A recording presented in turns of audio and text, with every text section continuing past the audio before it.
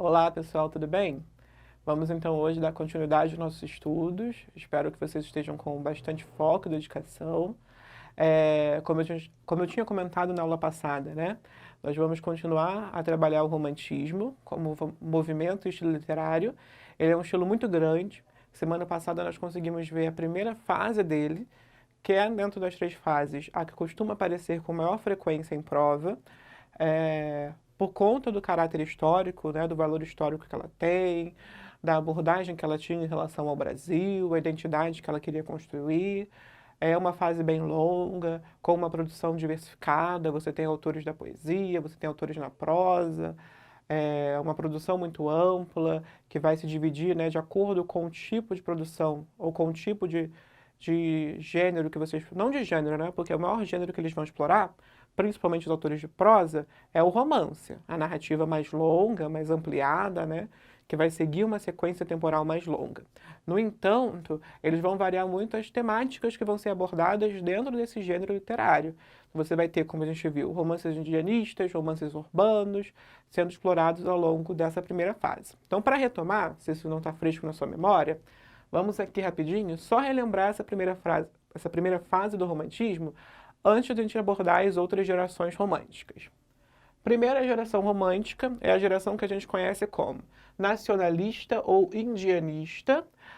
Também pode aparecer a nomenclatura ufanista, né, aqui dentro. O ufanismo é essa marca desse nacionalismo, desse patriotismo, né, exacerbado que existia nessa geração.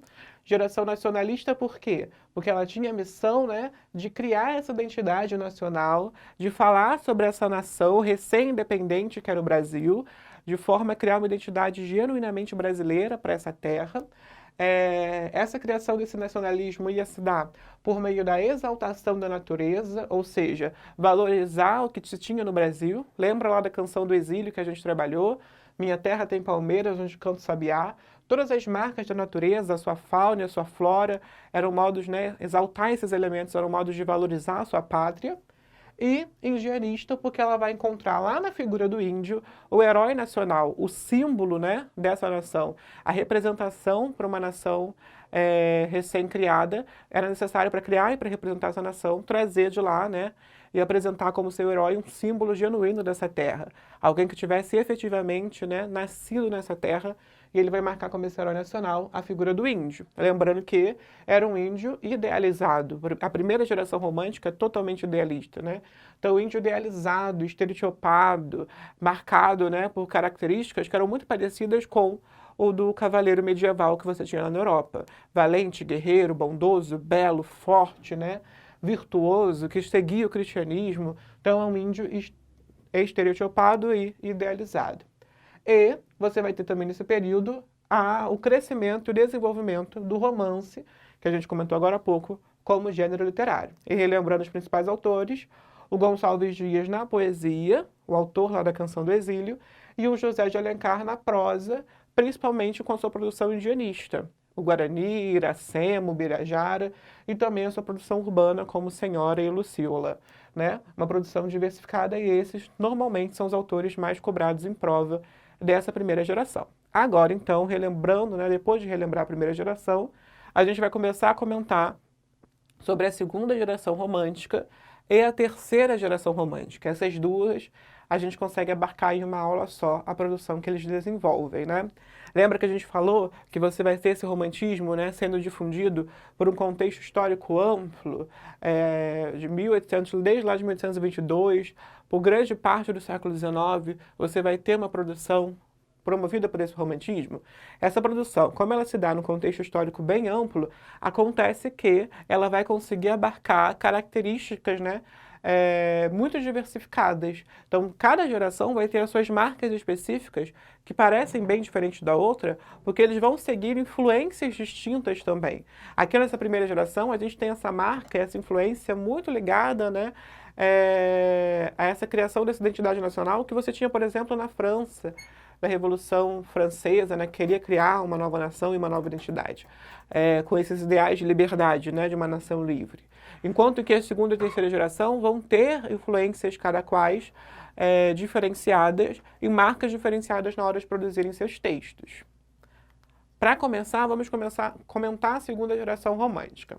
Quando a primeira geração romântica era aquela geração nacionalista indianista, a segunda geração vai ficar conhecida como geração mal do século ou ultrarromântica.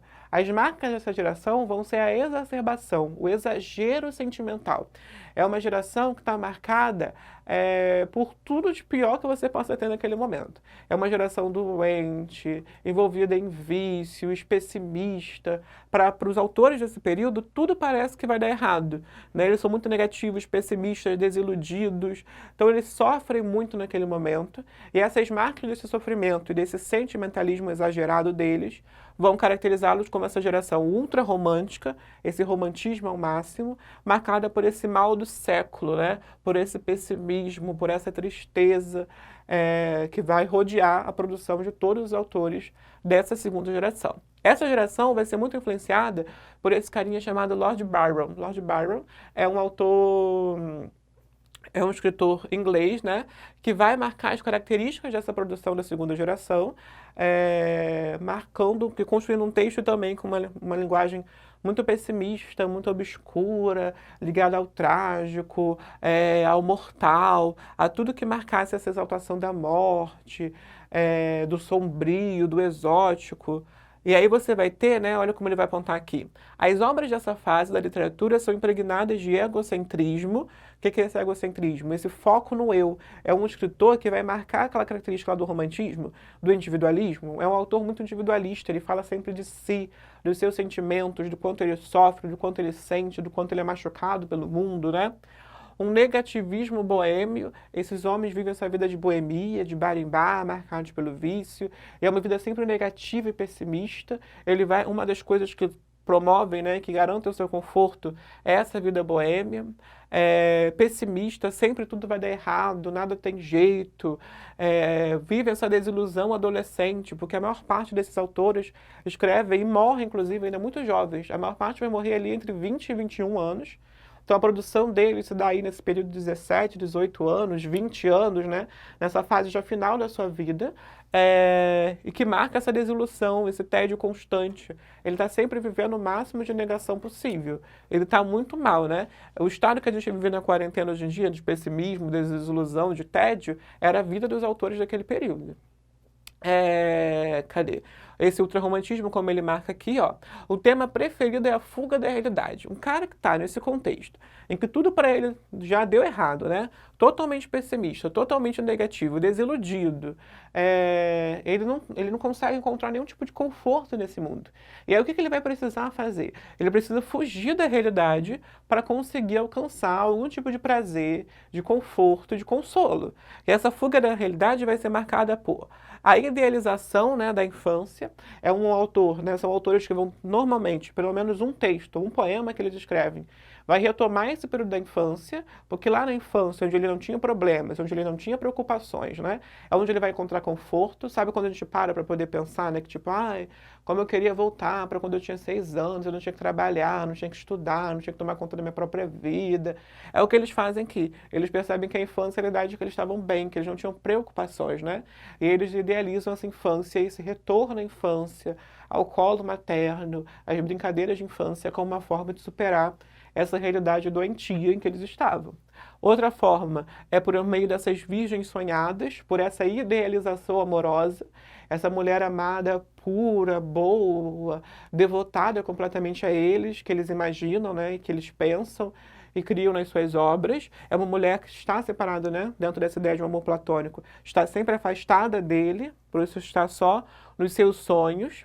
E essa exaltação da morte. A morte é o conforto que eles vão encontrar. Só após a morte, eles acreditam que eles vão encontrar o consolo e vão ficar finalmente bem, vão superar esse mal, né, esse pessimismo e essa doença que marca a vida deles. E por isso a morte vai ser sempre muito valorizada. Os elementos associados à morte, o crânio, o defunto, vão estar marcados. E é uma geração, né, caracterizada e marcada por tudo aquilo que está ligado a uma exaltação da morte. Desde os elementos mais leves, como encontrar esse conforto, né, na hora da morte, como os mais pesados, como o satanismo, os elementos místicos, a exaltação desses elementos da morte. Dependendo do texto em que você está, ele vai falar, por exemplo, até de relações sexuais com cadáveres, porque ele vai encontrar nessa figura morta, né, esse conforto. É um apego e uma relação bem pesada quando ele faz essa abordagem, dependendo do autor que você lê e da produção que ele apresenta ali, da obra que ele apresenta, né? Você vai ter uma série de poetas nessa geração, sendo o principal deles o Álvares de Azevedo, que a gente já vai comentar, mas ainda você tem outros que podem aparecer em prova, então pelo menos mais dois a gente vai ver ao longo dessa aula com as suas principais obras. Para começar, a gente vê um texto do Lord Byron, né, que é esse cara que serviu de inspiração para todos esses artistas. Eles leem primeiro esse escritor, esse poeta e a produção deles, para depois eles voltarem, né, e escreverem as suas próprias obras. Então, dependendo do autor que você lê, e no Álvares de Azevedo a gente vai ver isso, há muita referência, né, muitas referências à cultura inglesa, né, os elementos da cultura inglesa, por conta da influência que o Lorde oferece sobre a produção deles, né, e as características que vinham da obra desse autor. Olha, por exemplo, um poema dele, como ele faz essa associação com os elementos da morte, né? Versos inscritos numa taça feita de um crânio. Então ele já apresenta para você sobre o que vai ser esse poema no título dele. Versos que foram escritos, né, nessa taça feita a partir de um crânio humano. Não te assustes, não fugiu o meu espírito. Vê em mim um crânio, o único que existe, do qual, muito ao contrário, de uma fronte viva, tudo aquilo que flui jamais é triste. Vivi, amei, bebi, tal como tu, morri. Que renuncia a terra aos ossos meus, enche. Não podes injuriar-me, tenho verme, lábios mais repugnantes do que os teus. Onde outrora brilhou talvez minha razão, para ajudar os outros brilha agora, e, substituto haverá mais nobre que o vinho, se o nosso cérebro já se perdeu? Então aqui ele já vai dizendo que ele é um crânio, né, de um humano já falecido, que viveu, que amou, que bebeu, que viveu, né, profundamente, e que agora encontra um novo a fazer, uma nova tarefa, né, e um novo objetivo, que ao invés de simplesmente estar lá, né, enterrado num cemitério, ele encontra agora uma nova função, que é servir de taça para servir o alimento. Então esse crânio por onde passou esse cérebro, né, essa vida, agora tem uma nova função, para ele tão nobre quanto, que é aportar esse vinho. Bebe enquanto puderes, quando tu e os teus já tiverdes partido, uma outra gente possa te redimir da terra que abraçar-te, e festeje com o morto e a própria rima tente. E por que não? Se as fontes geram tal tristeza, através da existência curto dia, redimidas dos vermes da argila, ao menos possam ter alguma serventia. Então ele fala que é necessário encontrar essa serventia para aqueles que já morreram, né? Para aquilo que já passou. Então olha esse elemento da morte, esse crânio, né? Símbolo de uma vida que já se foi, sendo retomado e ganhando um novo valor, um valor associado a essa boemia, essa vida de beber, né? De bebidas. E aqui ele faz essa reflexão que aparece na maior parte desses autores, dessa existência como um curto dia, dessa vida muito breve, muito passageira. E diferente de outros autores que vão pensar essa existência, né? Como acontece, por exemplo, lá no Arcadismo, reconhecer essa existência como passageira e exaltar, né? E buscar cumprir, viver a vida o máximo possível, carpe diem, né, aproveitar ao máximo esses dias, os autores dessa segunda geração do romantismo, eles já estão tão pessimistas que eles não têm nem interesse em viver ao máximo essa vida. Porque eles sabem que daqui a pouco eles irão morrer, que tudo vai passar logo, que eles não podem alimentar tantos sentimentos e tanta energia, porque uma hora isso vai acabar, muito em breve isso vai terminar, e eles preferem viver esse pessimismo, essa desilusão de vida. Álvares de Azevedo, Álvares é o principal autor dessa segunda geração, é o que mais vai aparecer em prova também, os textos dele. As principais obras dele vão ser a Lira dos 20 Anos, né, que é o seu livro de poemas, o único que ele consegue escrever, porque inclusive ele morre com 20 anos, vítima de tuberculose. Para a gente ver, lembra que eu falei semana passada, né, sobre essa relação que você tinha entre os autores das gerações do romantismo, que às vezes eles conviviam, né, e eram amigos ali, mesmo estando associados a gerações distintas, é o que acontece aqui. O Álvares de Azevedo morre, né, com 20 anos, e no enterro dele, o Joaquim Manuel de Macedo, o autor lá da Moreninha, que a gente abordou na aula anterior, ele leu um dos poemas do Álvares, que é o Se Eu Morresse Amanhã, durante o seu enterro, durante o seu velório. Então é um autor que vai discutir, que vai marcar essas características dessa segunda geração romântica, que vai falar muito sobre essa morte, sobre esse pessimismo, sobre essa vida que não é capaz, né, de alcançar nada de superior, porque ele encontra uma profunda desilusão diante da sua vida, diante da sua doença, da tuberculose, do seu vício, né, em relação à bebida. Então ele se sente ali preso em uma vida que não tem salvação, né, que não tem forma de superar aquele tédio e aquele pessimismo em que ele está vivendo. Isso vai ser marcado muito na Lírio dos 20 anos. No entanto, o Álvares de Azevedo ele tem uma característica que torna ele muito discutido ao longo da história da literatura. Se você para ler sobre quem escreve, né, em relação a ele, escreve sobre ele, você vê que tem visões muito distintas sobre o Álvares.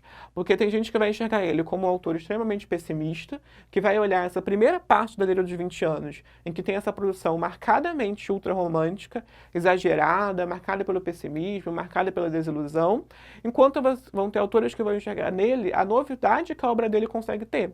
Porque o próprio Álvares, no mesmo livro, ele consegue ter uma produção muito segunda geração, muito ultrarromântica, e logo em seguida passar para uma reflexão crítica sobre essa mesma geração em que ele está inserido. Então ele tem textos que são a marca da segunda geração, a cara dele, a gente vai ver isso daqui a pouco. Textos como Se Eu Morresse Amanhã, que são especificamente ligados a essa segunda geração romântica, e a esse ultrarromantismo, esse mal do século, e textos que vão estar ligados, textos que vão criticar o modelo que era pregado pela segunda geração. Textos que vão ironizar, né, esse amor dessa segunda geração, essa desilusão amorosa, vão rir, vão debochar dessa questão também. E outra obra dele que também é muito estudada é O Noite na Taverna, que aí já é uma produção em prosa do Álvares de Azevedo, em que ele vai trazer espécies de contos, né, de histórias separadas que acontecem a partir de um mesmo momento, de um mesmo evento, né, elas vão sendo contadas em um mesmo evento, e a gente vai ver uma delas aqui para conseguir enxergar características dessa segunda geração romântica e principalmente do que tinha ali de mais pesado na produção dessa geração. Primeiro aqui o Se Eu Morresse Amanhã, né, para a gente conseguir analisar essa produção do Álvares. Se eu morresse amanhã, viria ao menos fechar meus olhos minha triste irmã. Minha mãe de saudades morreria se eu morresse amanhã. Então ele está meio que elucidando, uma condicional, né? Olha lá o se como elemento condicional. Se eu morresse amanhã, ele fica pensando em como se daria essa morte e como se comportariam as pessoas, né, que cercam a vida dele. Essa figura materna que ele apresenta, essa mãe, né, que morreria de saudades, é uma figura que vai aparecer ao longo de muitas dessas produções românticas da segunda geração. A figura materna é muito explorada nesses textos. Quanta glória presinto em meu futuro, que aurora de porvir e que manhã, eu perdera chorando essas coroas, se eu morresse amanhã. Que sol, que céu azul, que doce nalva, acorda a natureza mais louçã, não me batera tanto amor no peito, se eu morresse amanhã. Mas essa dor da vida que devora, a ânsia de glória, o dolorido afã, a dor no peito emudecer ao menos, se eu morresse amanhã. Então ele aponta todas essas características, né? Essa dor que ele sente no peito, eu morreria junto consigo, ele já não sofreria mais, né? Mas ele também já não enxergaria mais esse mundo e tudo que se apresenta nele. Ele pensa no sofrimento que vai viver, né? As figuras que ele ama a partir da sua morte. É um poeta marcado pelo moribundo, por essa associação com a morte, da desilusão, e por encontrar na morte o único escape para toda a dor que ele sente em vida. Então ele vai colocar assim também nesse poema aqui, que se chama Adeus Meus Sonhos, né? Adeus meus sonhos, eu pranteio, né? Pranto como choro, eu pranteio e morro. Não levo desistência a uma saudade. E tanta vida que meu peito enchia, morreu na minha triste mocidade. Então a vida que enche esse peito vai morrer junto com ele ainda na sua juventude, na sua mocidade, né? Misérrimo. Votei meus pobres dias, a sina doida de um amor sem fruto. E minha alma na treva agora dorme, como um olhar que a morte envolve luto. Então ele diz que ele dedica toda a sua vida, toda a miséria que ele enxerga essa vida, né, a tentar viver esse amor, mas um amor que não gera frutos, um amor que não consegue se concretizar, um amor idealizado que nunca se realiza, né, e que faz agora ele sofrer essa morte, né. Que me resta, meu Deus? Morra comigo, a estrela de meus cândidos amores. já não vejo no meu peito morto um punhado sequer de murchas flores. Então, ele não encontra mais ânimo em si, ele não encontra nem essas flores murchas, né, como um exemplo e como uma analogia para uma qualquer motivação e animação que pudesse haver em sua vida. Então, como ele não consegue se animar, ele só enxerga a morte, né, como solução possível para superar esse amor que não se concretiza. Aqui a gente tem um trecho já do Noite na Taverna, da produção do Álvaro de Azevedo na prosa, especificamente, né? Então, olha como ele faz essa apresentação. Aqui já é um trecho bem mais pesado, já é uma história bem mais densa, em que ele vai falar sobre essa relação da morte e sobre tudo que alguém é capaz de fazer para viver as suas paixões, né? Como essa paixão pode despertar o que tem de pior, inclusive, no ser humano. Então, olha como ele apresenta aqui. Uma noite, dois vultos. No Noite da Taverna, é importante a gente apresentar isso antes para entender como acontece essa narrativa. Ele não conta especificamente essa história. No Noite na Taverna, você tem um grupo de amigos que estão nessa taverna. A taverna é como se fosse um bar, né? Mas ele usa a nomenclatura mais voltada lá para a cultura inglesa, que seria uma taverna. Eles estão nessa taverna, e ele fala aí de personagens realmente europeus, bebendo juntos, e eles acabam cada um contando a sua história, a história mais trágica, né, que eles lembrassem em relação à sua vida, mais esquisita que eles tivessem, né, durante a sua vida. E aí o Bertrand, que é o personagem que conta essa história, ele apresenta o que acontece com ele, ó. Uma noite, dois vultos alvejavam nas sombras de um jardim. As folhas tremiam ao ondear de um vestido, as brisas soluçavam os soluços de dois amantes, e o perfume das violetas que eles pisavam, das rosas e madressilvas que abriam em torno deles, era ainda mais doce perdido no perfume dos cabelos soltos de uma mulher. Essa noite foi uma loucura. Foram poucas horas de sonhos de fogo. E quão breve passaram. Depois dessa noite, seguiu-se outra, e muitas noites as folhas sussurraram ao roçar de um passo misterioso, e o vento se embriagou de deleite nas nossas frontes pálidas. Mas um dia, o marido soube tudo, quis representar de Otelo com ela, doido. Então o que você tem aqui é o envolvimento, né, de um casal de amantes, ele narra isso primeiro, e depois apresenta que o marido descobriu o acontecimento. Aí olha o que ele vai expor, né, o que acontece depois que o marido descobre a traição. Era alta noite, eu esperava ver passar nas cortinas brancas a sombra do anjo. Quando passei, uma voz chamou-me. Entrei. Ângela, com os pés nus, o vestido solto, o cabelo desgrenhado e os olhos ardentes, tomou-me pela mão. Senti-lhe a mão úmida. Era escura a escada que subimos. Passei a minha mão molhada pela dela por meus lábios. Tinha sabor de sangue. Então ele, que é o amante, né, passou lá em frente à casa, porque ele queria pelo menos ver a sombra dessa figura amada, dessa Ângela. Não é a primeira vez na história da literatura que a gente vê a Ângela como referência a essa figura não tão angelical assim, essa mulher não tão angelical. Lá no Barroco vocês podem voltar e vocês vão encontrar esse mesmo nome lá no Gregório de Matos. Ele fala que essa Ângela leva ele a subir e que ela tinha ali sangue nas mãos, porque ele sente o gosto, né?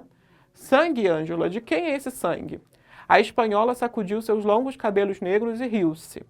Entramos numa sala. Ela foi buscar uma luz e deixou-me no escuro. Procurei, tateando, um lugar para sentar-me. Toquei numa mesa.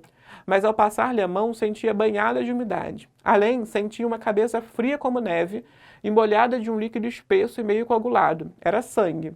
Quando Ângela veio com a luz, eu vi. Era horrível. O marido estava degolado. Era uma estátua de gesso lavada em sangue. Sobre o peito do assassinado estava uma criança de bruços. Ela ergueu-a pelos cabelos. Estava morta também. O sangue que corria das veias rotas de seu peito se misturava com o do pai. Vês, Bertrand, esse era o meu presente. Agora será, negro embora, um sonho do meu passado. Sou tua e tua só. Foi por ti que tive força bastante para tanto crime. Vem, tudo está pronto, fujamos. A nós o futuro.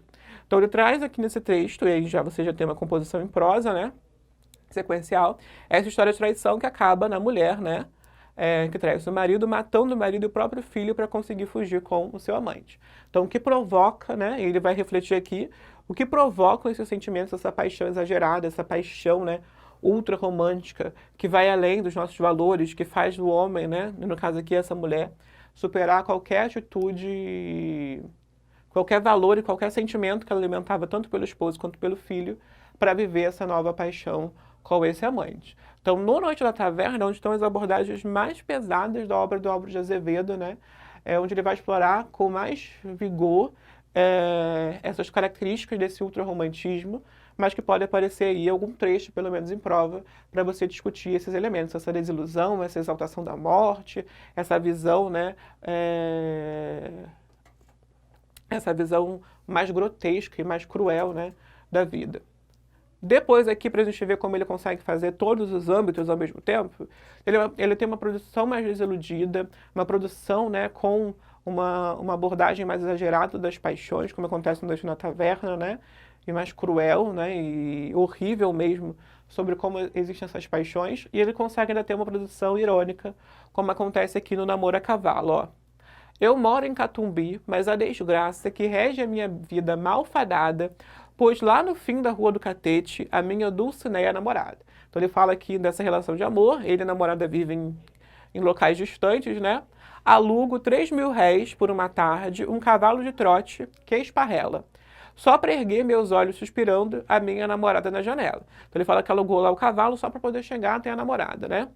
Todo meu ordenado vai-se em flores e em lindas folhas de papel bordado, onde eu escrevo, trêmulo, amoroso, algum verso bonito, mas furtado.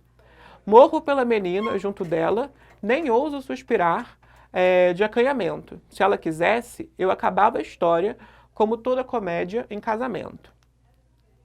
Ontem tinha chovido, que desgraça. Eu ia trote inglês ardendo em chama, mas lá vai, senão quando, uma carroça, minhas roupas tafuís encheu de lama. Então ele se ferra a narrativa inteira, não dá certo para ele. Ele vai apresentar aqui, ó, cadê?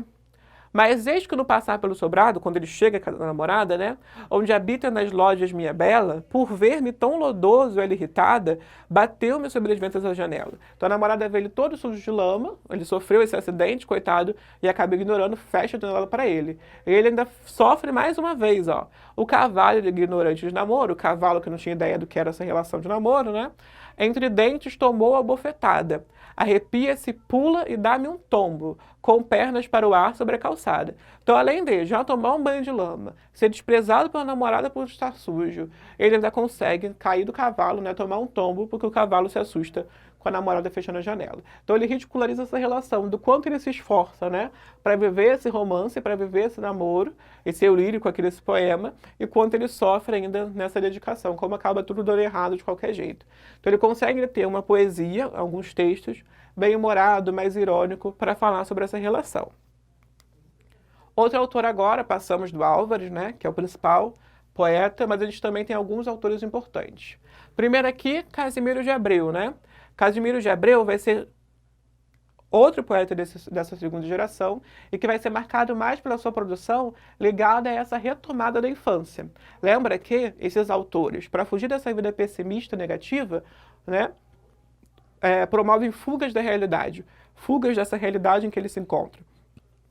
E uma dessas fugas é voltar à infância, é voltar ao primeiro período da sua vida, onde eles encontravam conforto, e é o que faz aqui o Casimiro com Os Meus 8 Anos, que é o poema mais conhecido dele, e que, a semelhança lá do Canção do Exílio, da primeira geração, é um poema também que sofreu diversas releituras ao longo do tempo. Então a gente vai ter aqui assim, ó, por exemplo. Ó que saudades que tenho da aurora da minha vida, da minha infância querida, que os anos não trazem mais. Então ele apresenta essa saudade que ele tem do período da infância e reconhece que é uma idade que não volta, que não tem mais jeito. Que amor, que sonhos, que flores, naquelas tardes fagueiras, à sombra das bananeiras, debaixo dos laranjais. Como são belos os dias do despontar da existência, respira a alma a inocência como perfumes à flor.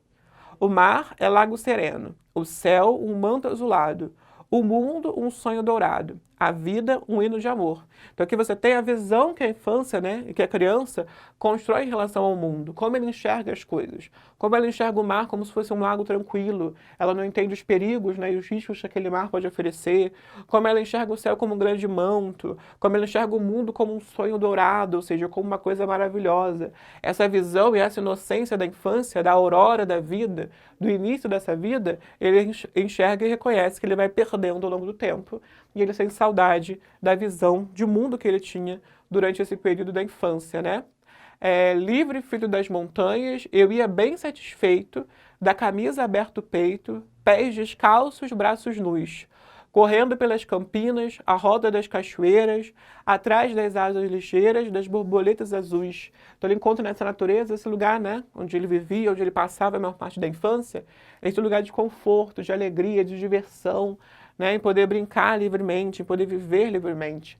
Sendo que essa vida, essa infância livre, corrida e divertida, ele não consegue mais viver na sua juventude, porque ele tem uma série de amarras sociais que obrigam ele a se comportar de um jeito, a agir de uma maneira, a seguir um modelo de vida, a buscar enriquecer, seguir uma profissão, né, arranjar um casamento.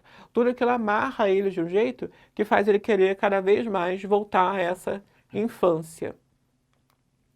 Outro autor significativo, depois a gente vê, né, todo esse material, como eu já falei, será disponibilizado para vocês, vale a pena ler o texto inteiro, fazer análise também dele, tentar reconhecer as características, né, dessa segunda geração dentro, né, do texto. Outro poeta também desse período é o Fagundes Varela. Esse é um daqueles que a gente comenta menos, né, mas que podem aparecer em prova, já apareceram inclusive em prova militar. Ele vai ser marcado por essa produção, né, que consegue discutir, ao mesmo tempo, a angústia, a solidão, o desengano, a melancolia, né? Que são temas muito característicos dessa segunda geração, e também consegue começar a abordar características da terceira geração, que é uma geração marcada por temas mais sociais e políticos. O Fagundes é aquele caso que a gente viu lá na primeira geração também, de autores que conseguem mesclar características de dois momentos diferentes da literatura. Ele tem uma apresentação e uma produção marcada pelas características, né, desanimadas, né, e desenganadas da segunda geração, mas ele já começa também a antecipar características dessa terceira geração. Aqui a gente tem, por exemplo, o poema, um dos poemas mais conhecidos dele, que é o Cântico do Calvário. O Cântico do Calvário é um texto que ele escreveu em 1163, depois que seu filho, Emiliano, morreu ainda com meses de vida, né?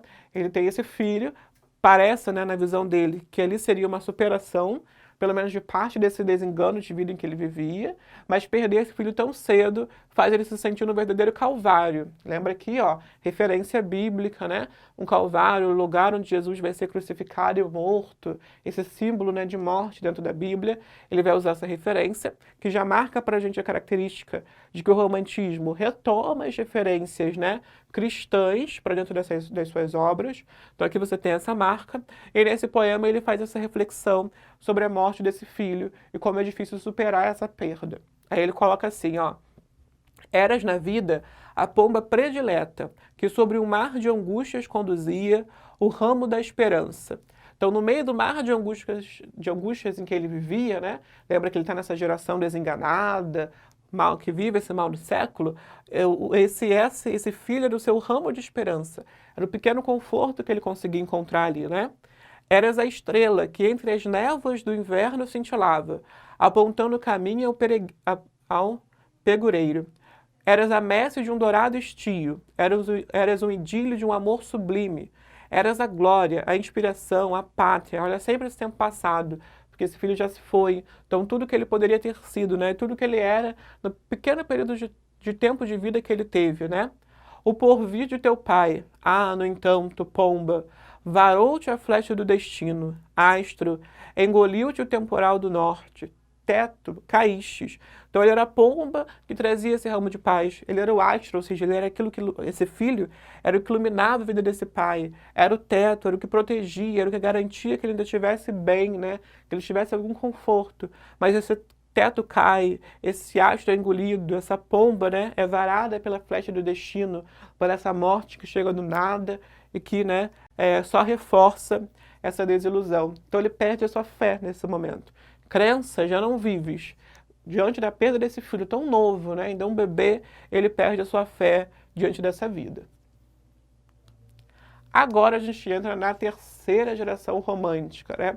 A terceira geração romântica, também chamada de geração condoreira, a gente já vai entender o porquê, é uma geração que vai modificar um pouco a visão que se tinha, né, e a produção que era feita por esses românticos. Por quê? Porque o que você vai ter aqui, ó, a geração condoreira foi caracterizada pela poesia social e libertária. Nela estão refletidas as lutas internas da segunda metade do reinado de Dom Pedro II. Então você já está um tempo já historicamente bem à frente dessa produção literária romântica, e nesse momento já houve tempo para que você conseguisse promover uma discussão sobre a produção literária daquela época. Já houve tempo para você ver quais foram as efetivas modificações que aconteceram no Brasil desde o período da independência até aquele momento. O que o país realmente mudou e o que ele criou de genuinamente seu, da sua identidade nacional, e o que ele conservou do modelo monárquico, né, e dessa monarquia portuguesa que dominava ele antes. Então, o que você manteve no Brasil, quais foram as estruturas sociais que foram mantidas e o que foi verdadeiramente modificado. Então, quando essa geração chega, ela já consegue discutir e já consegue produzir uma poesia social que discuta e que reflita os problemas que você tem. E o principal problema que vai ser discutido durante essa geração, né, é a escravização do negro, né, a escravidão do povo negro, que ainda acontece durante esse período. Então eles vão discutir, vão refletir nos seus textos, especialmente o Castro Alves, que a gente já vai comentar, o porquê de um país livre, independente, dessa nova nação que se diz nova, marcada, né, influenciada pela Revolução Francesa e por movimentos de libertação ao redor do mundo, porque essa nova nação mantém a velha e ultrapassada estrutura da escravidão, porque eles não libertam esse povo, né? Qual é o papel, eles vão parar para refletir, onde está incluído esse negro na construção dessa identidade nacional. Por que ele foi esquecido pelo José de Alencar, pelo Gonçalves Dias? Porque os autores dessa primeira geração não abordaram a figura desse negro na sua produção, porque eles não exploraram essa figura nos seus textos, porque eles foram esquecidos, porque eles eram escravos, porque eles eram explorados, e porque o país naquele momento, e até o momento em que eles estão produzindo, não querem perder essa força de trabalho, por isso que eles não vão discutir. Como eles percebem que realmente não acontecia essa discussão, que o negro não ocupava um local de destaque na literatura, quando ele aparecia totalmente secundarizado, né? Era só um personagem de apoio para que, né, o protagonista branco pudesse fazer alguma coisa na história. Então o que ele vai ganhar aqui é implantar esse protagonismo negro, trazer esse protagonismo negro para sua trama, para refletir e discutir uma poesia social, né, que pregue essa liberdade. Aí você tem essa geração, né, condoreira. Por quê? Porque o símbolo dessa geração é o condor, essa ave que alça, né, voos muito altos. E aí eles vão reconhecer essa vontade, assim como o condor, de alçar voos muito altos, de ir muito além. Eles querem ir muito além, eles querem ser livres e voar o máximo possível e trazer, né, e levar o país além nessa noção de liberdade, de uma política social que agregasse a todos. Então é uma geração, né, aqui, ó, o que ele vai apresentar. O termo condorerismo é consequência do símbolo de liberdade adotado pelos jovens românticos dessa geração, né? O condor, a águia que habita o alto da Cordilheira dos Andes. Eles querem ir mais altos, querem voar de uma maneira muito mais livre, muito mais além das limitações que aconteciam nesse período. O primeiro autor que a gente destaca aqui dessa poesia, então vamos fazer essa rememorização rapidinho, antes de a gente apresentar os autores. Primeira geração nacionalista ou indianista, né? Produção voltada para criar identidade nacional por meio da figura do índio como esse herói nacional. Segunda geração ultrarromântica, de um sentimentalismo exagerado, mal do século, uma geração pessimista, adoentada, desiludida, que não tinha crença, né, em possibilidade de melhora das suas vidas. Terceira geração do condorerismo, alçar voos mais longos, né, mais altos, a geração que é marcada por uma poesia crítica, né, social e libertária, que vai lutar, né, pelas transformações sociais do Brasil daquela época. O primeiro autor que a gente tem aqui é o Souza Andrade. O Souza Andrade, ele entra no caso dos autores, né, de literatura brasileira que por muito tempo foram esquecidos da história da literatura. A gente tem uma série deles aí, Lima Barreto até pouco tempo, né, o Lima Barreto que esse ano é leitura obrigatória da UERJ. Por muito tempo ele não foi lido, ele, né, não foi discutido. Há pouco, né, ele aparecia esporadicamente em alguns livros, algum comentário, mas a valorização dele como autor aconteceu de uma maneira muito recente. Júlia Lopes de Almeida, que é uma autora lá do início do século, do final do século XIX, se não me engano. Então você tem autores que vão, ao longo do tempo, serem retomados pela história da literatura, né? Eles escreveram naquelas épocas, não foram lidos por uma série de fatores, ou porque, por exemplo, era uma autora mulher que não era aceita naquele grupo majoritariamente masculino de escritores, ou porque era um autor que tinha um estilo diferente, né, do da sua época, e por isso a sua produção não foi valorizada e só foi ser lida tardiamente, que é o caso do Souza Andrade. O próprio Souza Andrade reconhecia que a sua produção só seria lida daqui a 50 anos, né, em comparação à época que ele escreveu, porque ele sabia que tinha uma tipologia, né, uma escrita, né, diferente da produção dos autores do seu período.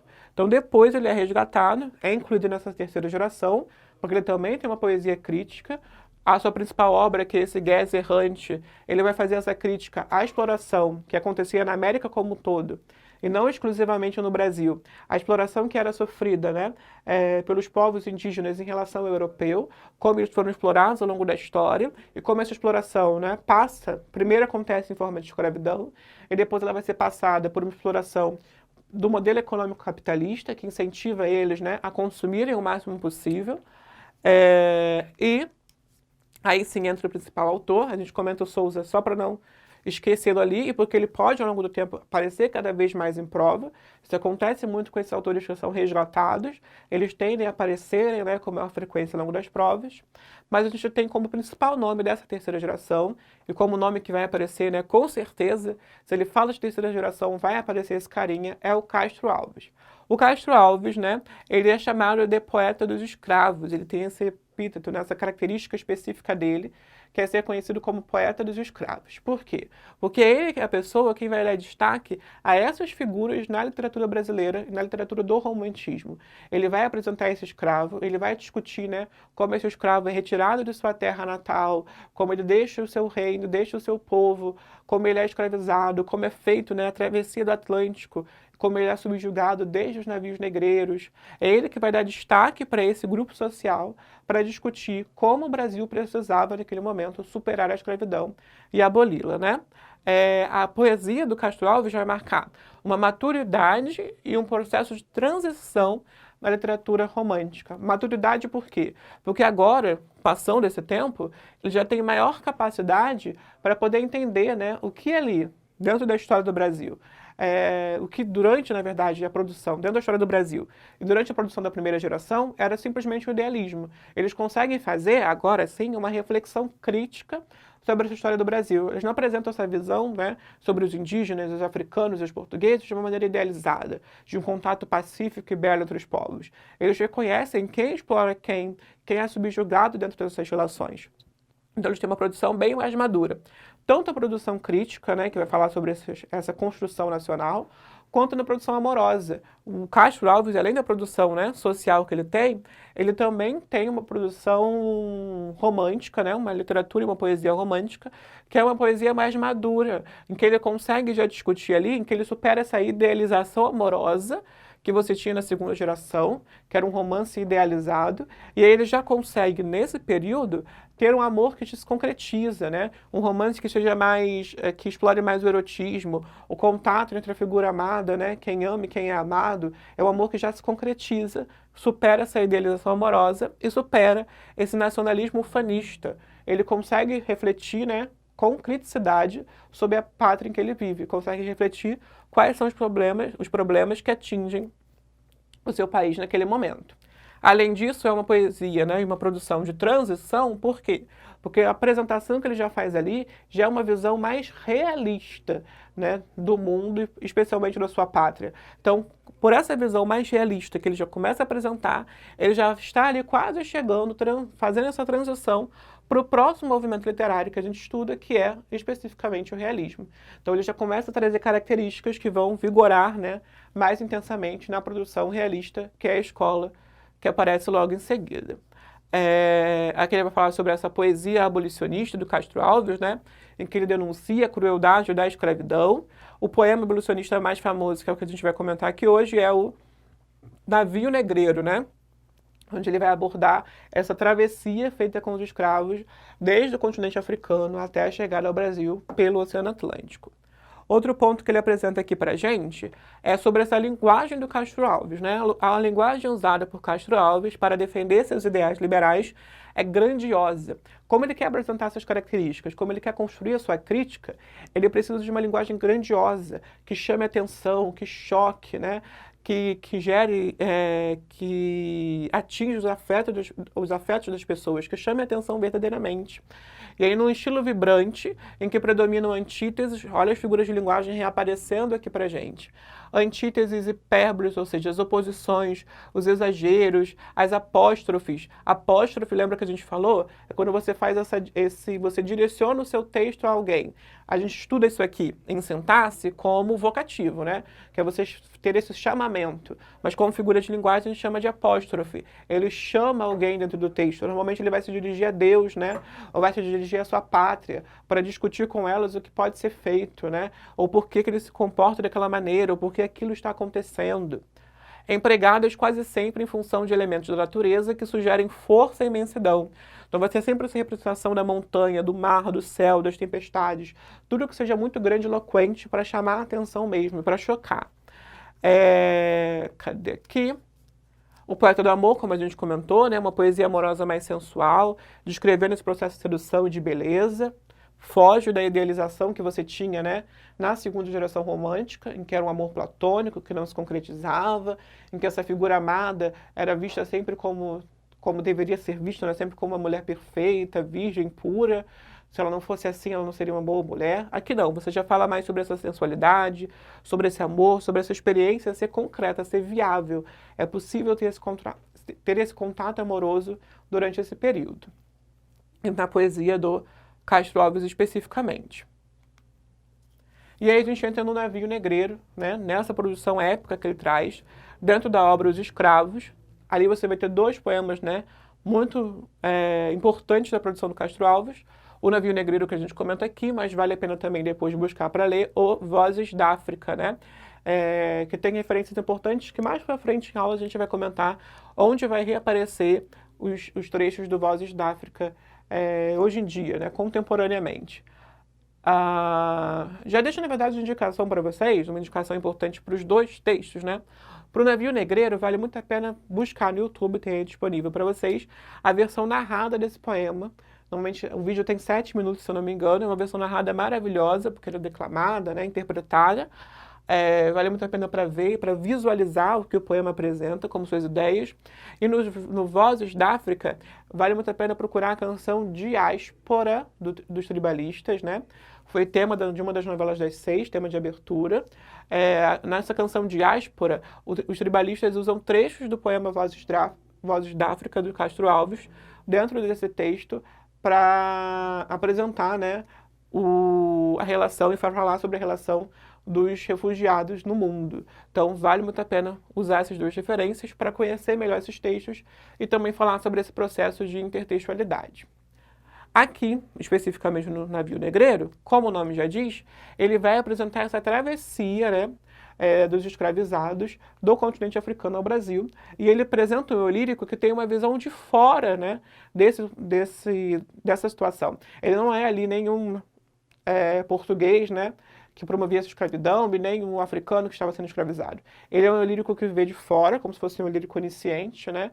Que busca... Ele não chega a ser um lírico onisciente, porque aqui ele pede para que a ave, né, que sobrevoa o oceano, chegue mais próximo para conseguir enxergar o que acontecia naquele navio, mas ele, o eu lírico começa a ter contato com o que está acontecendo ali, e ao longo do poema ele vai tomando consciência do evento da crueldade que acontecia em pleno mar. Então ele vai apresentar ali, ó. Estamos em pleno mar, doudo no espaço. Brinca o luar, dourada borboleta. E as vagas após eles correm, cansam, como turbas de infantes inquietas.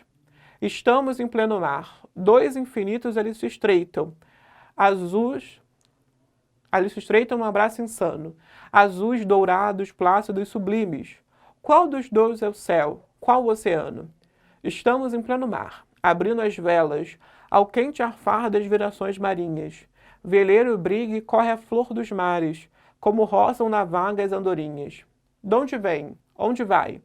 Das naus errantes, quem sabe o rumo, se é tão grande o espaço? Nesta Saara, os corcéis o pó levantam, galopam, voam, não deixam, mas não deixam traço. Então ele apresenta aqui o mar, né, o grande mar, olha essas visões, né, essa apresentação grandiloquente, um mar tão grande, tão esplêndido, tão azulado, que se mistura com o céu e que é difícil diferenciá-los, e no meio desse mar ele encontra esse navio, né? E aí, quando ele encontra esse navio e ele aproxima a sua visão até chegar a ele, ele vai apresentar o que ele encontra ali, né? Era um sonho dantesco, o tombadilho, que das luzernas a vermelho brilho, em sangue a se banhar. Tinir de ferros, estalar de açoites, legiões de homens negros como a noite, horrendos a dançar. Negras mulheres suspendendo as tetas, magras crianças cujas bocas pretas rega o sangue das mães. Outras moças, mais nuas e espantadas, no turbilhão de espectros arrastadas, em ânsia e mágoas vãs. E ri-se a orquestra irônica, estridente, e da ronda fantástica serpente faz doudas espirais. Se o velho arqueja, se no chão resvala, ouvem-se gritos, o chicote estala. Então ele apresenta a visão de dentro de um navio negreiro, né? Dos açoites que prendem esse povo, das correntes que os amarram, né? Do sangue que jorra desse povo que é agredido o tempo todo por esse açoite, por essas chibatadas, e como eles sofrem ali, as mulheres que tentam alimentar os seus filhos, mesmo não sendo alimentadas, que estão presos, nus, espantados, ensanguentados, violentados. Ele apresenta essa imagem para gerar realmente o choque no seu leitor, e aí então, a partir dessa visão que ele apresenta, produzir a sua crítica à pátria, porque ele vai dizer assim, ó, existe um povo que a bandeira empresta para cobrir tanta infâmia e cobardia, e deixa transformar-se nessa festa, em manto impuro de bacante fria.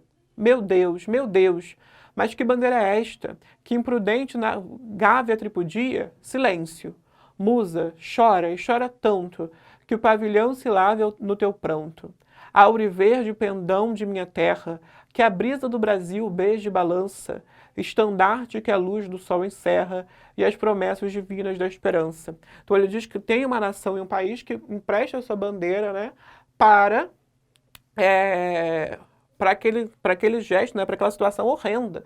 Então, aquele navio, né, pertence a uma nação. E que nação é essa que faz uso de tão cruel, de tão covarde postura, né, que promove, né, aquele show de horrores em pleno mar. Então, ele vai dizer que quem empresta essa bandeira é essa nação brasileira, a sua pátria, né, que infelizmente liga a si um evento tão horrível como a escravidão, como a exploração, como o tráfico negreiro. Então ele discute aqui, né, ele diz que é horroroso pensar que ainda existe um país que empreste, né, a sua bandeira para uma atitude, para uma ação tão horrenda quanto esta. E ele ainda vai dizer, ó, tu, que da liberdade após a guerra foste hasteado dos heróis na lança, antes te houvessem roto na batalha que servires a um povo de mortalha. Então tu que se diz uma nação livre, que superou todas as guerras, quem dera que você tivesse simplesmente acabado, perdido as batalhas mesmo, do que servir, né, a esse povo de mortalha, do que ter se tornado livre para seguir explorando outros povos. Fatalidade atroz que a mente esmaga, extingue nesta hora o brigo imundo, o trilho do que Colombo abriu nas vagas, como um íris no pélago profundo. Mas é infâmia demais, da etérea plaga. Levantai-vos, heróis do novo mundo. Andrada, arranca esse pendão dos ares. Colombo, fecha as portas dos teus mares. Ou seja, extermina tudo, acaba, fecha esses mares, não se navegue, né? Ele preferia, inclusive, que não chegassem os portugueses ao Brasil, para que esse processo não tivesse nem sequer começado. E olha só como ele faz, como a gente comentou, né? Como a gente comentou aqui nas características da poesia dele, essas apóstrofes, né, esse chamamento que acontece o tempo todo. Então, quando ele fala aqui, por exemplo, Andrada, Colombo, heróis do novo mundo, é sempre um poema dirigido a alguém, porque ele quer se dirigir a essa sociedade e a tudo aquilo que essa sociedade faz nocivo, principalmente aos escravos africanos, né, os problemas que ela tem, para discutir, para buscar uma postura de mudança. É hora dessa nação mudar, não dá mais para essa pátria livre, que o Brasil julga ser, ainda emprestar a sua bandeira para um ato tão terrível, para uma ação tão horrorosa, como a escravidão e a exploração desse povo. Para fechar, vamos ver duas questõezinhas rapidinhas para a gente conseguir observar como esse conteúdo, assim como a gente fez na semana passada, como esse conteúdo é cobrado em prova. Primeiro, questão das PSECs. Dos poetas românticos abaixo, a indicação dos temas predominantes em suas obras está corretamente indicada em. Então, um poeta e indicação dos temas que eles costumam abordar, que ele aborda, né?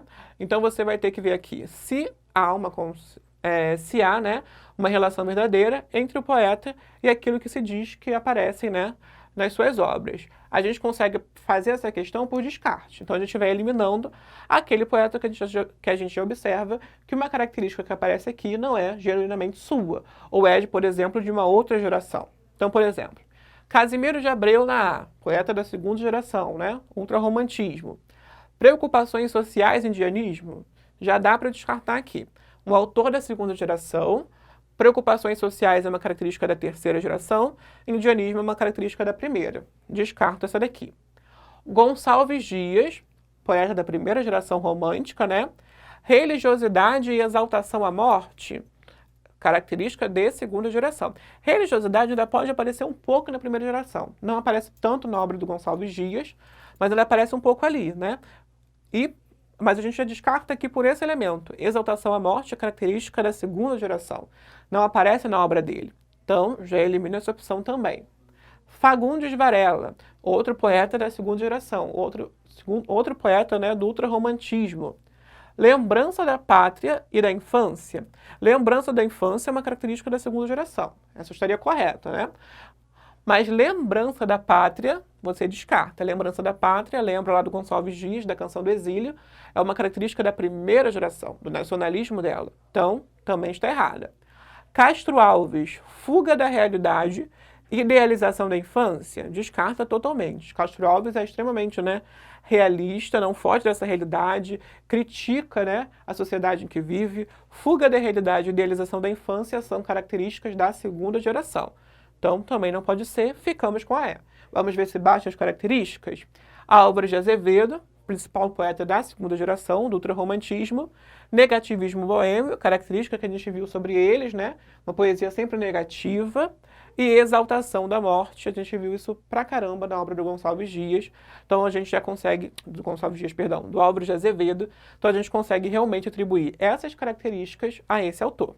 Por isso, letra E. Questão que você faz por descarte. Conhece as características. E você não precisa especificamente conhecer características do artista aqui. Mas você precisa lembrar características da etapa e da fase que você tem do romantismo. Então, como a gente aqui para a gente conseguir eliminar, a gente só precisou enxergar, por exemplo, que isso aqui é da segunda geração e ele é da primeira, que isso aqui é da primeira geração e ele é da segunda, só pelas características do movimento. E por associar um artista a uma fase desse movimento, você já descarta as opções. Para fechar mais uma das PSECs, olha como ele vai apresentar para você. O Piaga, aquela primeira, analisar características, sem precisar analisar texto. Aqui vai passar por uma análise de texto também. O Piaga nos disse que breve seria a que nos afliges cruel punição, e os teus ainda vagam por serras, por vales, buscando um asilo por ínvio sertão. Descobre o teu rosto, ressurjam os bravos, que eu vi combatendo no albor da manhã. Conheçam-te os feros, confessem vencidos, que és grande, te vingas, que és Deus, ó Tupã. Nas estrofes acima, é possível reconhecer o estilo de. Então, olha só. Você leu o texto todo, não entendi nada do que ele quis dizer aqui, li o texto completamente, não sei do que ele está falando, mas foca em um elemento para você fechar o seu texto, fechar as suas características aí. Vamos olhar primeiro as suas opções para saber o que você consegue descartar de cara, né? Quando você olha para esse texto, você fica Gonçalves Dias, autor do romantismo. José de Alencar, romantismo. Castro Alves, romantismo. Então você tem 3 de romantismo já aqui. Tomás Antônio Gonzaga, arcadismo. Padre Anchieta, arcadismo. Então, se você pensar que você tem 3 de romantismo para 2 que são de outros movimentos, eu já descartaria, pelo menos de início, esses 2 autores que não fazem parte, né, do mesmo movimento que os outros 3. São autores diferentes, eu já deixaria separado aqui, meio semi-descartado, o Tomás Antônio Gonzaga e o Padre Anchieta. Porque se eu vejo que tem mais opções para o mesmo movimento, eu vou focar nele. Agora, o que eu preciso ver? Preciso tentar encontrar características do romantismo aqui. E eu encontro essas características principalmente nesse último elemento, que é Deus, ó, Tupã. Tupã é divindade indígena que aparece em vários textos lá do romantismo, quando eles fazem essa leitura sobre os povos indígenas. Então você vê que ele está falando aqui de um indianismo, de um índio, né, que vai buscar essa proteção divina, que fala com a sua divindade. Pensou no indianismo, a gente já consegue voltar aqui para eliminar mais uma opção. Indianismo não é explorado pelo Castro Alves, então a gente vai tirar ele também. Indianismo é coisa da primeira geração romântica. Então a gente fica entre Gonçalves Dias e José de Alencar. Os dois são autores indianistas, os dois têm produções indianistas. Então como eu faço para descartar um ou outro? Fácil também. Para descartar um ou outro, você vai ver o tipo, né? O tipo de texto que ele vai produzir. Consegue observar que aqui você tem um poema, 2 estrofes, né, de 4 versos, 2 quartetos? Produção em forma de poesia é característica do Gonçalves Dias. José de Alencar produz em prosa, textos mais amplos. Então descarta o José de Alencar também, você fica com a alternativa A, Gonçalves Dias. Então, primeiro, a gente descartou 2 autores que estão de movimentos diferentes, para ficar com os que são do mesmo movimento. Observando aqui, principalmente pelo termo Tupã, a gente consegue observar, né, e desdobrar esse texto para ver que ele fala sobre essa bravura e essa coragem indígena, né, sobre esses indígenas. Então a gente volta para o indianismo e descarta o Castro Alves. E dentro do indianismo, por reconhecer que é uma produção, né, na forma da poesia, a gente consegue apontar que é o Gonçalves Dias, alternativa A. Fechamos então aqui. Né? Não esqueçam de fazer as atividades que serão indicadas, é uma forma de continuar treinando. Deu para ver por essa última questão que não é fácil, essa questão de uma prova recente, inclusive. Não é fácil, né? Algumas questões, tem que ficar atento a pequenos detalhes, então não esqueça disso. O nosso trabalho agora é treinar, reforçar bastante para conseguir resolver tudo. Não esqueça também, né, de continuar assistindo as próximas aulas e de deixar aí nos comentários o seu nome completo. Lembra que né, os comentários funcionam como a nossa lista de chamada, ninguém quer levar falta. Assistam, tirem suas dúvidas, né, façam as questões, que o importante é a gente treinar bastante. Qualquer coisa, pode contar com a gente. Obrigado.